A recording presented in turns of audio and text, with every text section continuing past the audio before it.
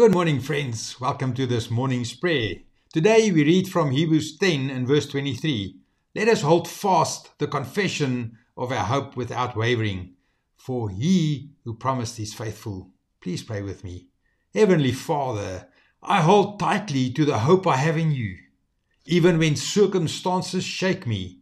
Lord, help me and strengthen me to stand firm, reminding me that you are always faithful to your promises. Fill my heart with unwavering trust.